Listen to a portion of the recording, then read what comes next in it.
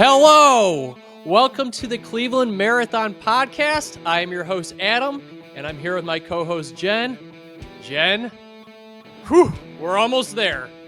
It's so close. It feels like time is flying by now. How are you, Adam? How are you doing? There's your answer. So I know you're in the thick of training, so you're getting these tough weeks, so we're counting down. And before we start today's episode, please remember to like and subscribe to the Cleveland Marathon YouTube and Spotify channels. It's cool though, because, I've been going down to the city of Cleveland to actually do my runs. I've been doing the course studies with the community for a handful of weeks. I personally been going down to practice the course, and I've been learning a lot. And also I get a regular tour of the city every time I go down there. So there's always something cool to see, always something awesome to learn. So it's been a lot of fun. And I'm very excited for our guest today. So today we have the Leonardo da Vinci of the Cleveland Marathon. I think that's the right person to say. Yes. We have on today's episode of the Cleveland Marathon Podcast a individual who, let's be honest, everybody who has ever met him loves this guy. One of the nicest guys in Cleveland running, planet Earth. This is the man who is in charge of designing the course, putting the course together. He is the Mario to Rainbow Road. Ladies and gentlemen, I am happy to introduce Mr. Jay Toole to the Cleveland Marathon Podcast. Jay, welcome to the show. Adam, it is great to be here. I love the energy. This is very exciting. So I'm looking forward to talking with you guys today. Well, first things first, what exactly do you do for the Cleveland Marathon and the course? Absolutely. So I'm the operations director. So the long and the short of it is I'm in charge of everybody from when they leave the starting line to when they go all through the city of Cleveland to get back to the finish line. So everything that's out there, from working with the police, our medical, the course, the water stops, cheer groups, volunteer groups out there. Obviously, there's a lot of hands there in all the different parts, but the way I like to think about it is when you leave that starting line, you're in my hands, and then my goal is to get you back to the finish line. That seems like I can't wrap my brain around how you even begin that process. Like, how can you explain that? Like, how do you even start, and where you turn and when you expect people to be at certain places, and just what goes into that? So we have a full team on our side. It's all hands on deck from our group. And it's not just one big meeting where you're figuring everything out. It's a lot of small meetings, putting all the pieces together, putting experienced people in various, I like to look at the course almost as zones. So, who's in charge of what zone? And then from there, you start building out your timelines. You start looking at the trucks and the materials that need to be out there. And when you don't have to recreate anything or redesign anything, it makes life a lot easier. But and so for this year, we're not changing a ton from last year. So it makes the lift a little bit less than before, but it's just lots of meetings, lots of dotting the I's and crossing the T's, and just relying on the team to know the plan. And then when it comes May 17th, May 18th is when we get to execute, kind of deal. Yeah. I'm glad you brought up both dates, because for the audience, Jay is in charge of literally every single event on marathon weekend. We're talking the 5K, the 10K, the half, and the full. And correct me if I'm wrong, the kids run too, right? The kids run. Absolutely. It's a small little laid back but fun event right on Saturday afternoon. So, you get through the 5K, 10K, and then it's like herding geese trying to get those kids to follow it. But they're adorable. They're a lot of fun. So yes, the kids run as well. We're a part of. Jen lives in Ashland, so she's used to geese. They're Oh, everywhere. yeah. And chickens and yeah. So Oh when you yeah, try to get yeah. them off the road, they all follow each other. It's the same thing for, honestly, not even just the kids run. It's for the adult, the marathons and everything as Just well. They herding all everywhere, just just herding. follow the person in front of you, and that's the best way to go about it. And if Yeah, you're the first, then you're following the car in front of you. It makes it pretty easy. exactly. That helps us a lot with course and everything like that. It's definitely everyone just follow people in front of you. You know, one of my favorite things at the expo is the video that plays of the drive through of the course. And it's so cool to watch it from that perspective. Have you been able, do you drive the course? Absolutely. Yeah. You drive the course many times. Yeah. One, because you want to be as familiar when you're actually out there. So I guess if we're rewinding quickly, race day, of course, we start about 3 a.m. or so, both days, and that's putting cones out there, signs out there. You try to finish with about an hour or so to spare. That's for your lead time in case there's any fires to put out, kind of deal. But then when the race ready, set, go, I'm not the quote unquote lead car. We have a different person in our team that does that. I'm a half mile ahead of them basically. So I'm zooming out there, and you don't want to be looking at maps when you're doing that. You want to know the course like the back of your hand. There's no time to make sure you're on the right street. So you kind of go off of, obviously, being a Cleveland native and everything, and running in Cleveland for so many years. You kind of just get to you just recognize the lay of the land kind of deal. But yeah, so you're driving the course and getting the police and making sure everyone's in position a half mile before that lead runner gets there. That's kind of what race morning looks like in the cast of knowing the course. So leading up to it, driving the course a lot, looking at maps, checking with the construction crews that are out there. Unfortunately, like any Midwest city, as soon as the weather gets nice, that's when the other kind of orange cones come out there. So you're trying your best to mitigate as many obstacles as you can prior to race weekend. 3 a.m. That's an early start for sure. It's not bad. Once you get moving, the adrenaline and everything from race day kind of takes over.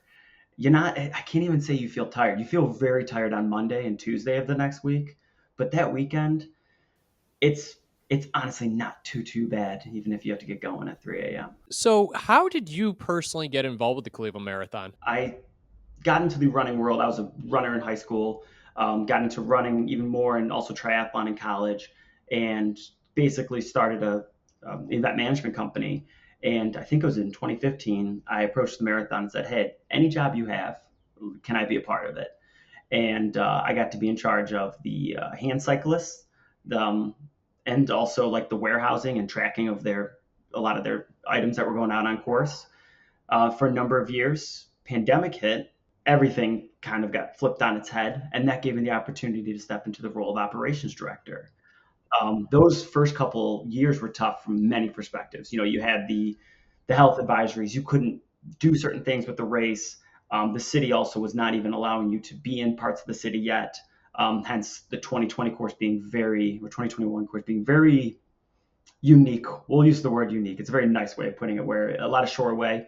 Um, but then as things kind of opened up, and I've gotten to grow with the marathon, and kind of, when we get into talking about the course, showcasing how proud I am of being a part of Cleveland. It's a Midwest Rust Belt city that's had its challenges and everything. So whatever we can do to kind of showcase the city and show people, not just from obviously the suburbs, but from around the state and from around the country, how cool this city is. That's kind of always been the focus as I've kind of grown in this operations director role. Well, I can tell you the Cleveland Marathon staff loves you. During the production of this podcast series, it was a must to have Jay Toole on the show.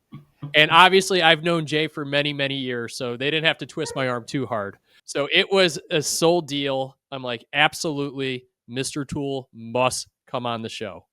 I appreciate that, Adam. That's awesome.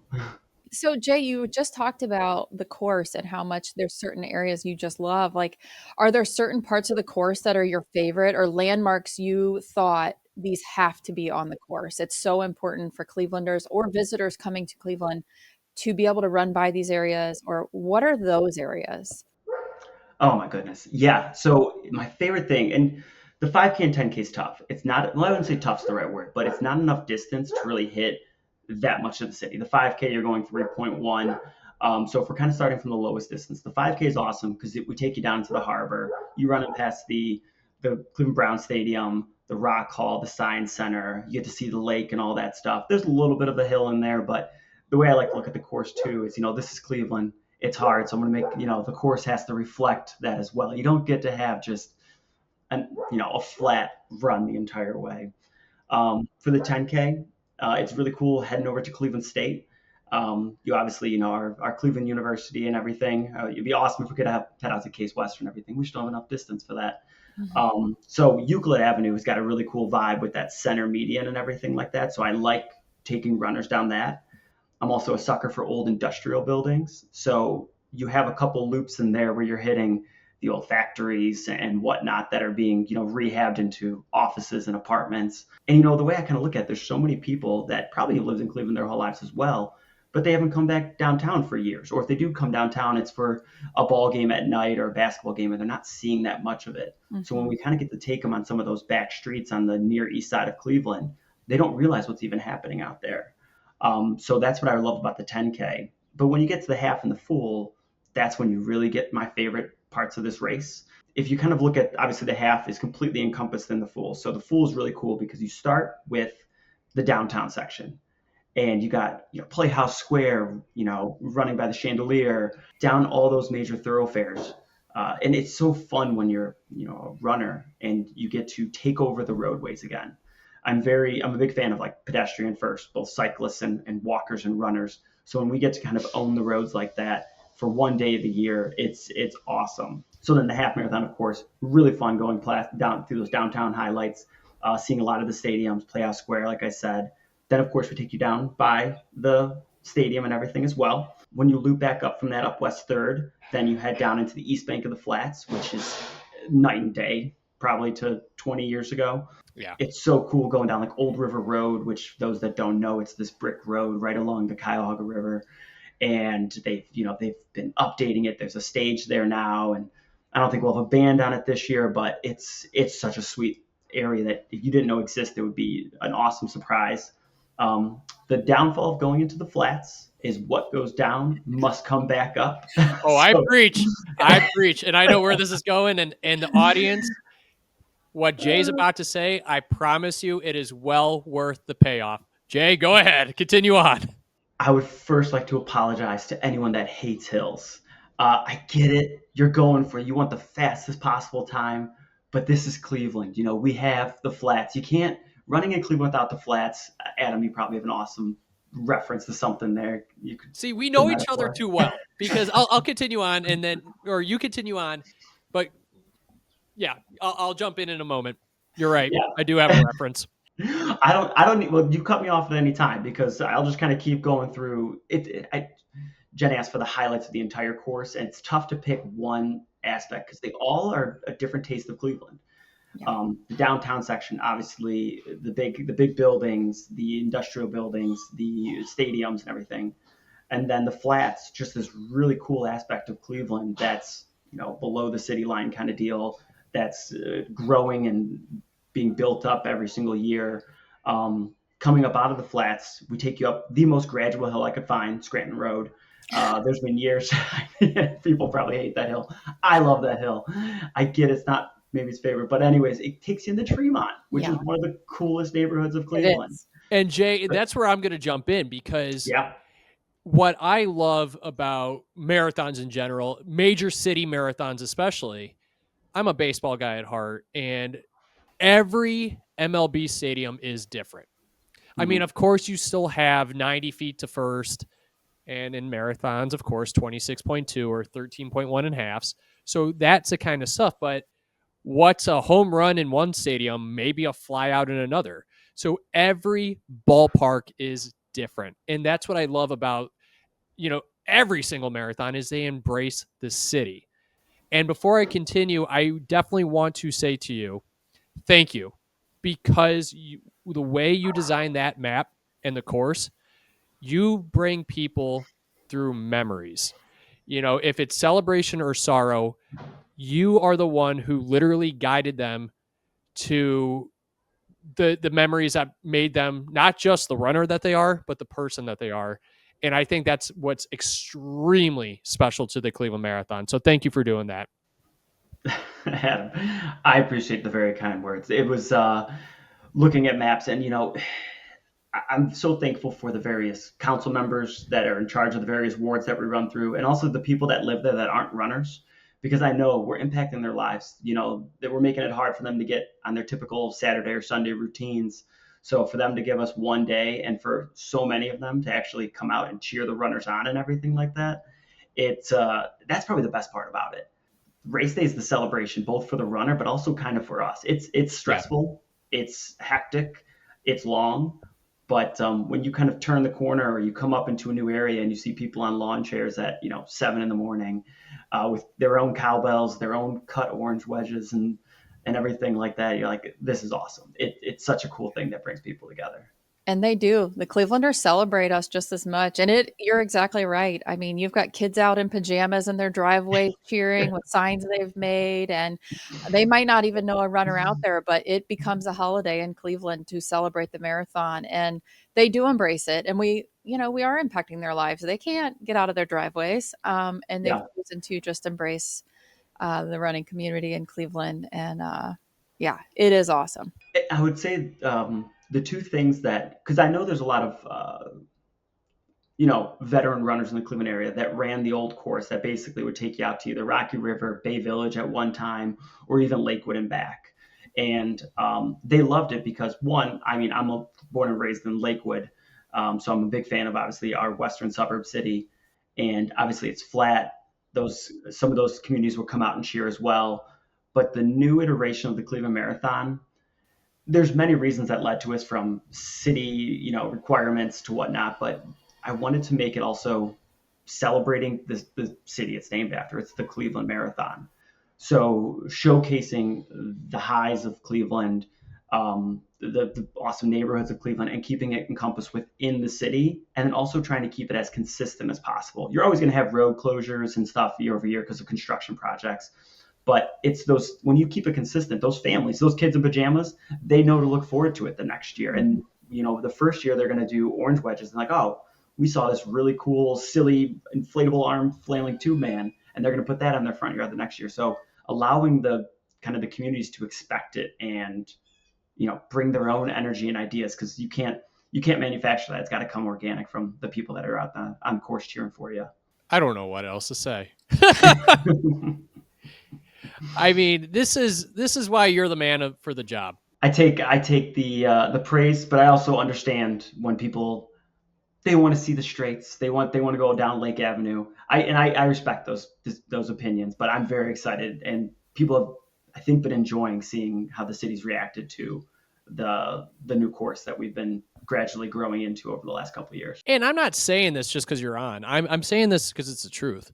People absolutely love all the different parts of Cleveland on this course. Yeah. So I know we were, going through the course, just moments ago, and then obviously we left off at Tremont.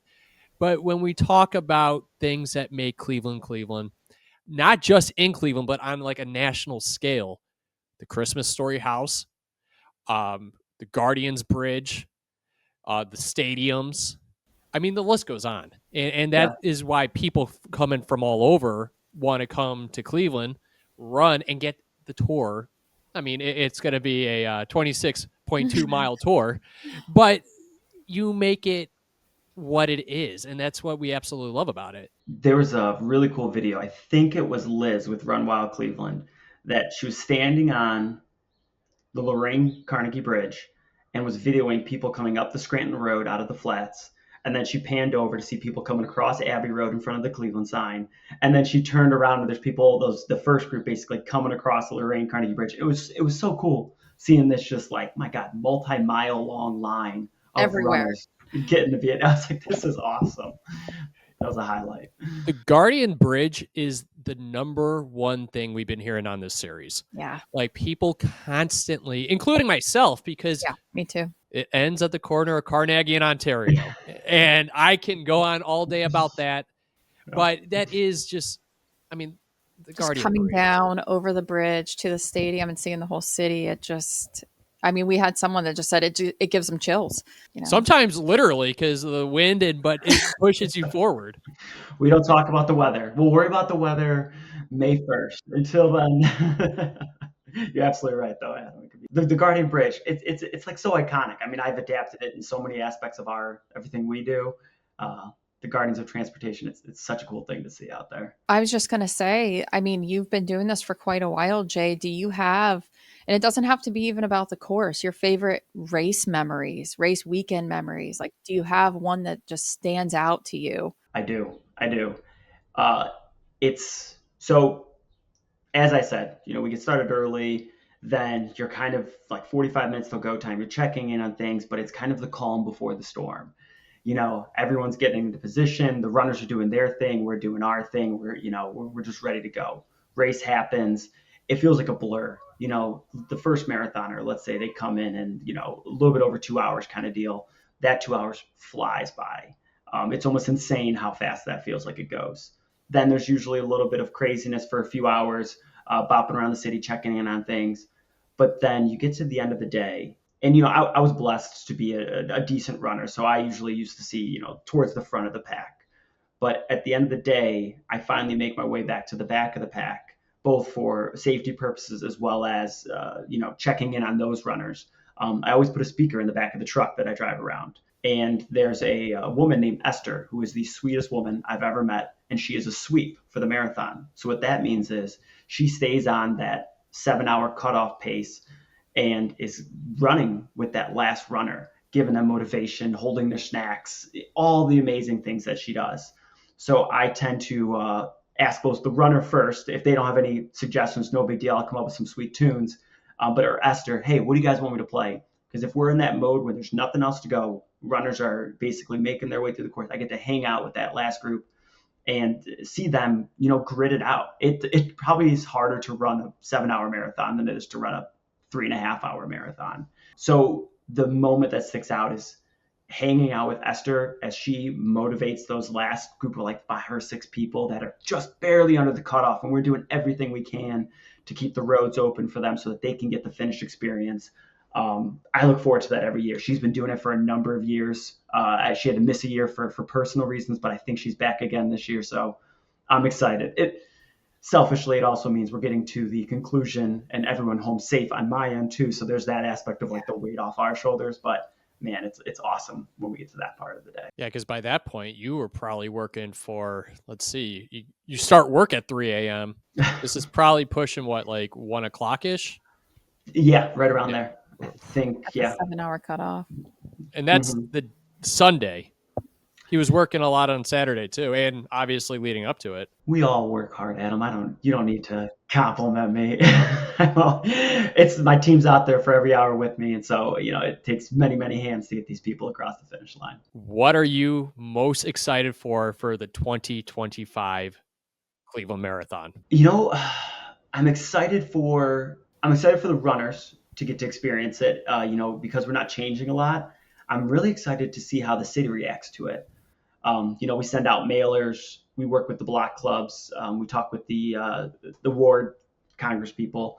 So I'm excited to see how the city rises to that morning. As me and Jen were talking about before with the cheer and everything like that. It's always fun, and you don't know what to expect. You see some ridiculous things. Like we've been a part of marathons where unofficially there's beer stops and fireball shots and everything like that.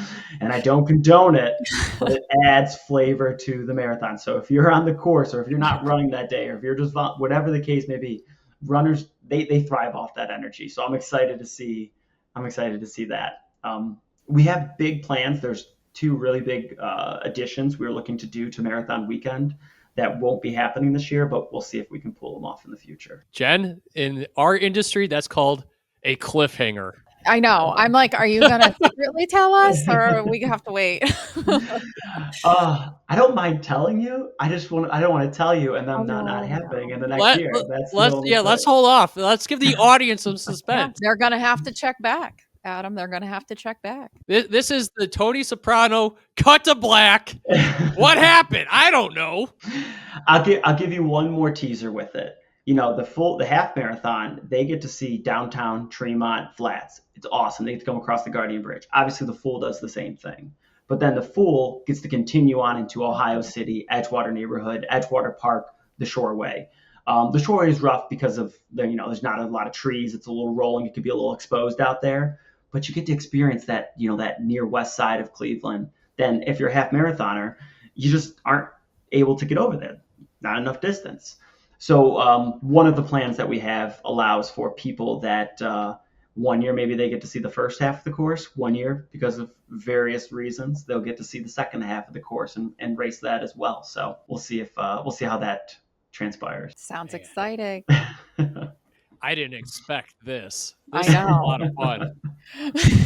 If you could see the whiteboard meetings, there's lots of debates on all the different fun things we want to do. I love that, like, one side of your wall is going to be like these plans for the future, and then the other side, it's beautiful drawings of giraffes from your kids and everything.